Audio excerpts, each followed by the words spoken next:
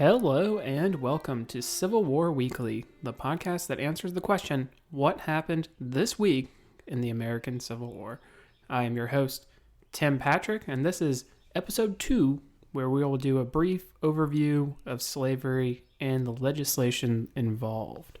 Just as a quick note before we get started, I did actually post a map last week to the Patreon feed, and I think moving forward I will probably use that as a medium for images.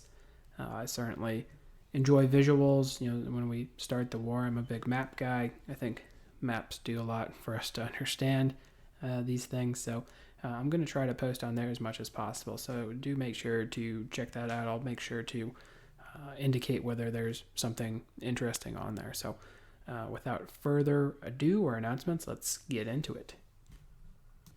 I think if you go to any Civil War site, you might see a panel or such that's going to explain to you the cause of the war, and they're going to indicate that it was slavery. I think it's almost mandatory to have no matter where you go, and rightfully so.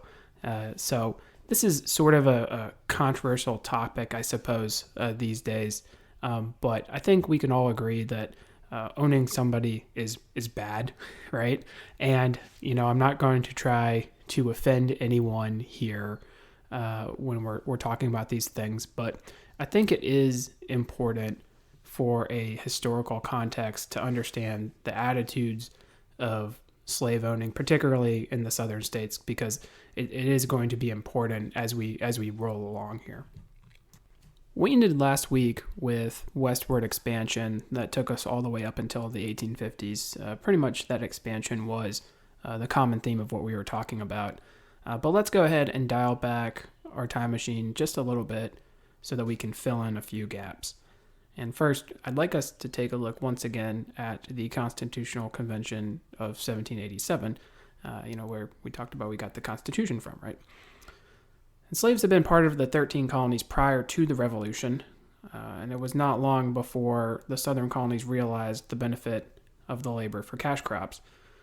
In fact, we talk about the first slaves arriving in Virginia having been captured from the Portuguese, and the Virginians sort of welcomed this new form of labor because they needed all the help that they could get in harvesting tobacco, which was the primary cash crop there at the time and way back in the 1600s.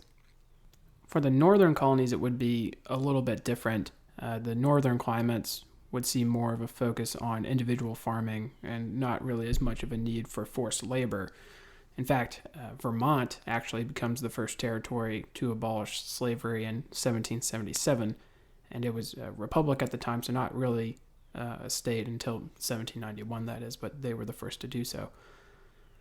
Former slaves are going to serve on both sides during the Revolution.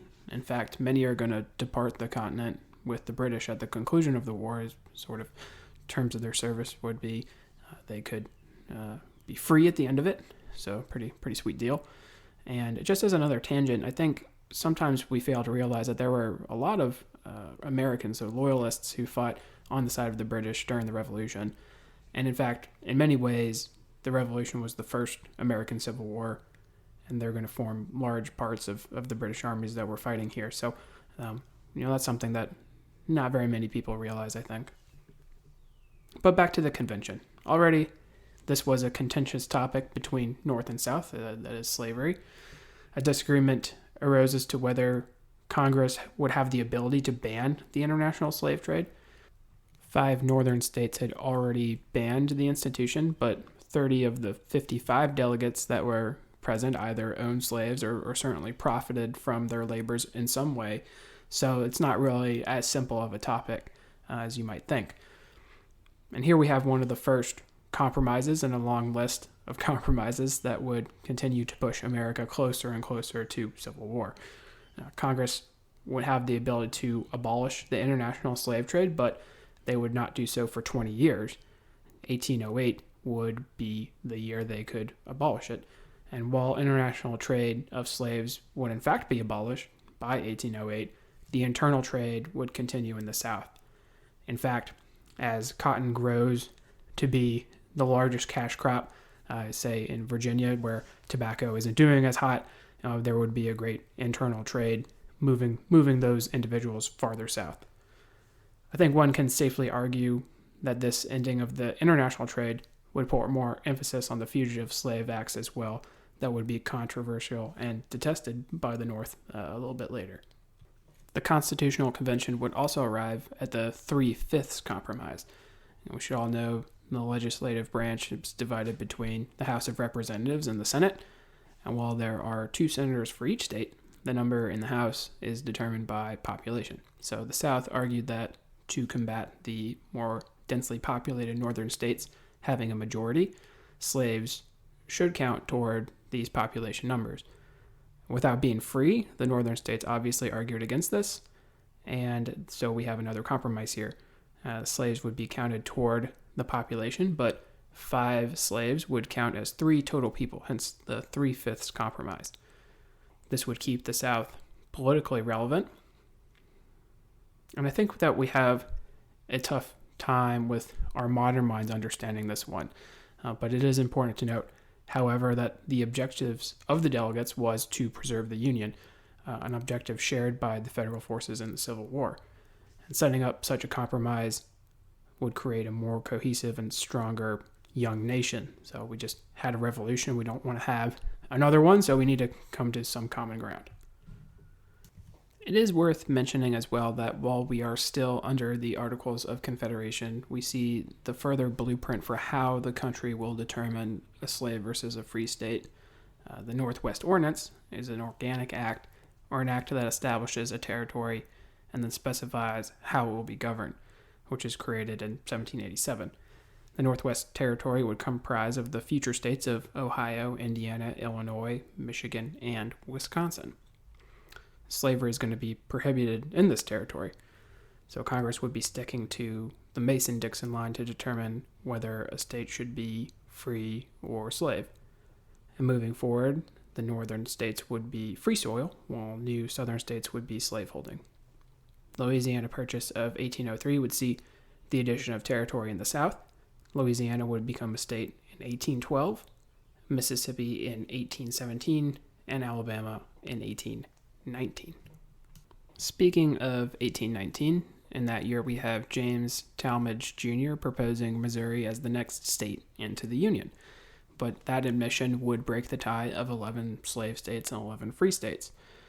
Talmadge, who while working as a member of the House defended Andrew Jackson's actions in the First Seminole War we talked about last episode, proposed not only that Missouri be a free state, but also that any slave born in the state after admission be freed at the age of 25. This was fairly bold, and as you can imagine, it really didn't go over well in the South. The Talmadge Amendment would pass the House but fail in the Senate by 5 northern senators who would vote against. And of course, all the southern senators, they also voted against. The question now on the table was whether Missouri would in fact be a slave state. So we come up with the Missouri Compromise, which would see the creation of Maine out of the rib that is Massachusetts, and allowing the numbers to once again be even. The theme here is that we have a continued compromise, and it's really the opinion of your humble host that, continually pushing something back and not really getting to the issue is not really going to solve anything. That sentiment is going to start to be shared by several people, including an individual in the form of William Lloyd Garrison. William Lloyd Garrison would start a militant anti-slavery newspaper in 1831 titled The Liberator, and he was only 25 years old when he did so. Garrison, a native of Massachusetts, would originally support the colonization movement that stood for the exporting of free blacks back to the African continent. But it was not long before Garrison discarded these views and focused on the creation of a newspaper to drive political change. The Liberator was a general newsletter on the abolitionist movement. The publication was not for profit, but rather it was a project for reform. Garrison would work long hours, including 12-hour days, with only one assistant to get the publication out on time.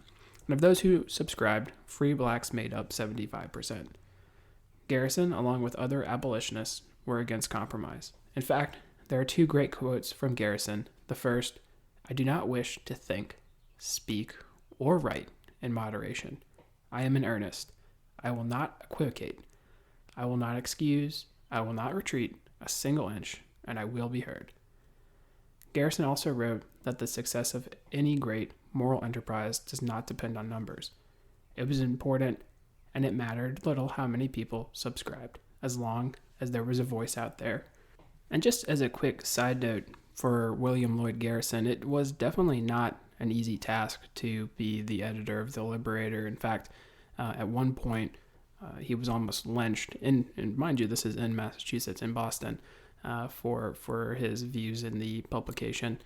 And also, interesting enough, almost like he lived in an earlier time than he should have, he had a great protest where he actually had a copy of the Constitution, and there was a crowd that gathered around him, and he actually sets it on fire because it's this evil document that needs to be done away with. So pretty rock star there.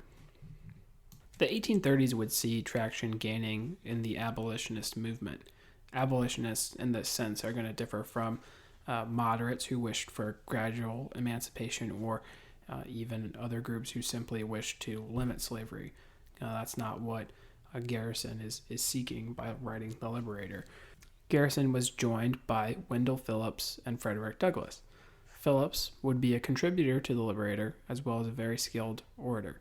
After the war, he would actually share Garrison's belief in the expanding of women's rights as well. So very much in the reform category. Between Phillips and Douglass, however, I would probably put my money on the fact that you've probably heard of Douglass rather than the former. Frederick Douglass was born in 1818, the product of a white man and a black slave. He wrote an autobiography to dispute the fact that he was a slave with gifted oratory skills.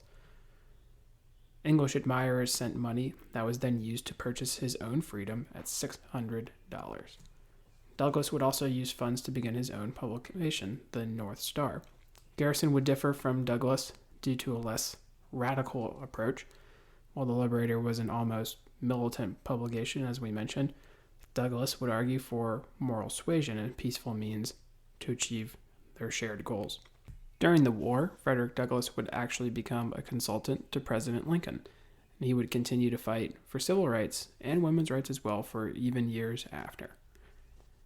In 1846, we have a response to the abolitionists that came in the form of J.D.B. DeBow. James Dunwoody Brownson DeBow was an unsuccessful lawyer who had turned to journalism as a way to make money. Times change, am I right? Not probably doing that these days. Forget law, let's become a writer to make money. DeBow's commercial review of the South and Southwest would become a very popular text in a magazine. Already at this time, there would be a very strong voice of secession arguing that the South should not be dependent in terms of economics to the North. In this review, DeBow had some okay ideas. Railroads, he thought, would be key, as well as expanding manufacturing and trade in the South. The magazine also defended slavery, though, and definitely was a contributor to the growing divide between North and South. The review would also pick up passages from the Bible that would advocate slavery. I think here we can connect this possibly to the Great Awakening that we talked about from the episode prior, this sort of drawing from the Bible as justification.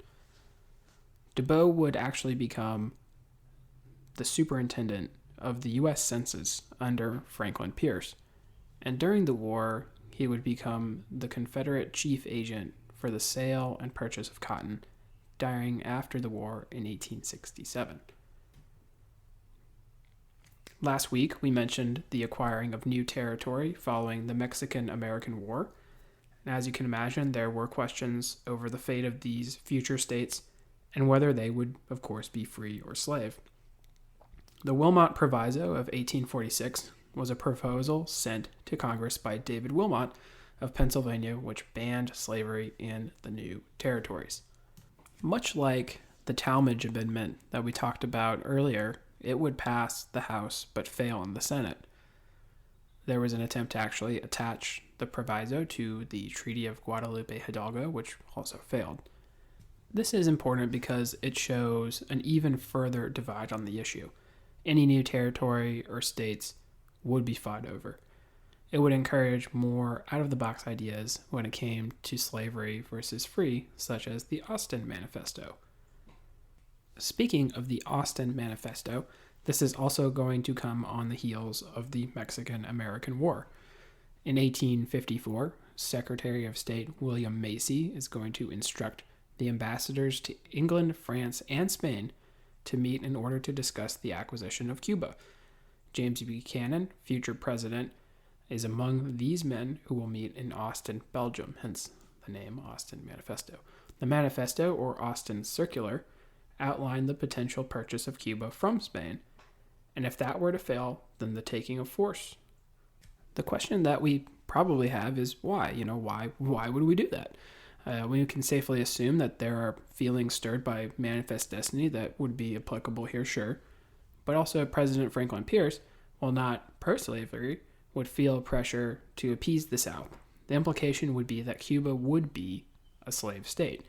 In terms of significance, the North would view this as clearly the South forcing policy on the country. Remember how we talked about how they were remaining politically relevant. While certainly I would not want Cuba to have entered the Union as a slave state, I think it is interesting to ponder exactly how different maybe things could have turned out should there have been the addition of Cuba as a state.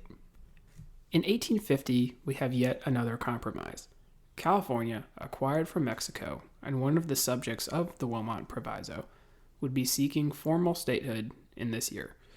Senator Henry Clay would be a promoter of a new compromise that would allow California to enter as a free state. Henry Clay, a native Virginian, is known as the Great Compromiser. He has entered our story before, actually being involved in the Missouri Compromise of 1820.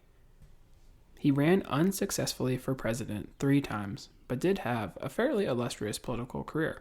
4 times he served as a senator in Kentucky, and 3 terms in the House, with each of those terms serving also as the Speaker of the House. He would be Secretary of State under John Quincy Adams in 1825 as well. In addition to California statehood, Texas would be reduced in size, as well as the slave trade would be ended in the District of Columbia. In return for the free soil of California, there would be strengthening of the fugitive slave law. Federal agents would be ordered to assist in the capture of fugitive slaves. In addition, a citizen who aids a fugitive slave could face a $2,000 fine, as well as potentially 6 months in jail. Northerners would be split between reluctant compliance and rejection. I want to digress in order to talk briefly about William Walker. William Walker was a mercenary and a filibuster who would also seek alternative means to add new slave territory to the United States. It's important to note in this particular context that a filibuster actually refers to a U.S. citizen who would instigate insurrection, mostly in Latin American countries. As a response to the Compromise of 1850, William Walker would lead a small force to the city of La Paz in Baja California and proclaim the Sonora Republic. American support, though, was minimal, and pressure from Mexican forces would force him to withdraw in 1854. That same year, he would head to Nicaragua at the behest of a revolutionary faction, some good old mercenary work there. Remarkably, he would actually become the president of Nicaragua in 1857 after a largely fraudulent election. He would flee to avoid capture by a coalition of Central American armies who, rightly so, were pretty upset that Walker would reinstate slavery and move to make English the official language of the country. He would actually attempt to return to Central America in 1860, but would be captured by a British naval vessel and then turned over to the Honduran authorities. And that's where his interesting tale would end in September of 1860 after his execution. In 1852, Harriet Beecher Stowe will write Uncle Tom's Cabin. This influential piece of literature would bring light to the horrors of slavery to Northern white readers. The main character, Tom, displays Christ-like imagery in being whipped to death while not divulging the locations of runaway slaves. So pretty light reading. Also, sorry for the spoiler. 300,000 copies were actually sold in the United States, and even more would be sent overseas. Harriet Beecher Stowe would draw inspiration from abolitionist writing as well as personal experience, having lived across the river from Kentucky in Cincinnati, Ohio. While controversy will surround the novel in future for the depictions of slaves as well as the use of racial slurs, it is undeniable in the significance in continuing to move the needle on the Northern sentiment towards slavery. It would also sour the North on the new pieces to the fugitive slave law after the Compromise of 1850. The Kansas-Nebraska Act of 1854 would see another territorial issue. This one isn't a trick question. It is actually involving the future states of Kansas and Nebraska. To understand this, we will need to take a look at somebody who will jump back into our story a little bit later, and the story of the future 16th President of the United States fairly soon. Stephen A. Douglas was born in Vermont, but would settle in Illinois at the age of 20. At 5 feet 4 inches tall, he was nicknamed the Little Giant, which spoke more toward his effectiveness as a speaker. Douglas would be elected to the Senate in 1846 in Illinois, and a railroad connection to potential states Kansas and Nebraska would turn a profit for Chicago and Douglas alike. So, in that year, he would propose that the territories decide on the slavery issue through popular sovereignty. That is to say, they would decide on their own. This is reminiscent of our older arguments between power lying in the state or federal government. President Pierce would sign the Organic Act into law after passing in the House and the Senate. There would be several ramifications to the KansasNebraska Act, but we will take a look at those next week mostly. I would like to take a step back from our timeline just for a brief moment. We talked a lot today about dates and numbers and this side versus that side. Of course, the slave states versus the free states and the fact that we had to have compromises. We talked about all that today, but I think there is a question about, why? Why are people in the South so very much ready to seemingly go to war over slavery? So I do want to take a look at the potential motivations for slavery in the South, so hopefully it will make a little bit more sense. It might surprise you to know that by 1860, there was actually only a small percentage of Southerners who actually owned slaves. Of the 15 total states that allowed slavery, only 26% owned slaves per the 1860 census. Those who owned 30 or more slaves, as could be expected on, say, a traditional large Southern plantation, were only 7%. This is why census is important. So for those of you who may not have filled out their paperwork in the most recent census here, you should probably go back and do that. This raises the question why exactly we could get to the point of secession if there were so few slaveholders and so few who owned large numbers so as to profit off of what we call king cotton. There would be a potential for Southerners who did not own slaves to own them in the future should they move into new territory. So if there's more open territory in, say, the western part of the state, and you're moving there as a Southerner, you could look around at these large plantations that you see around you and say, wow, I could build something just like this if I had the opportunity to own slaves and plant cotton. Racism is also embraced by the South, which made slavery seem like part of civilized society. So that sort of justifies it as well in that sense. Local farmers and craftsmen would also depend on large plantation owners for work and even loans. Therefore, even if they owned little to no slaves, they certainly benefited from the system. Sort of like when we talk about ancient Rome, sort of a patronage system. From these, we can understand why maybe the South would be motivated to eventually go to war. To close today, I would like to point out that life in the North is usually highlighted as far superior than that in the South for blacks. While, of course, the alternative to being a slave is, yes, far superior, I would like to mention that it was not always sunshine and roses in the northern states. Free though they were, only 4 states allowed blacks to vote in the North. They could not serve on state militias or juries. Several northern states had black laws which made it either difficult or impossible for free blacks to settle there as well. So despite being free states and fighting clearly for the morally correct, the North was not without its flaws. Certainly we see that with some of these folks who were having these ideas like, hey, let's relocate all these former slaves somewhere else, or some other ideas like that. So it's not always just cut and dry North versus South, sort of morally correct versus corrupt in that sense. There's a little bit sprinkled all over the place, both North and South. That should just about do it for today. We made it back through the history of the 1850s and put a little bit more things into context. Next week, we will charge even further into 1861, and by the end of it, we're going to set up nicely for the actual start of the war. If you like what you hear, please make sure to leave a review. Once again, feedback is appreciated. The email is cwweeklypod@gmail.com. In the description, there should actually be a link to the Patreon and Venmo, so your support is greatly appreciated. And I would like to thank you all for listening and have a great week.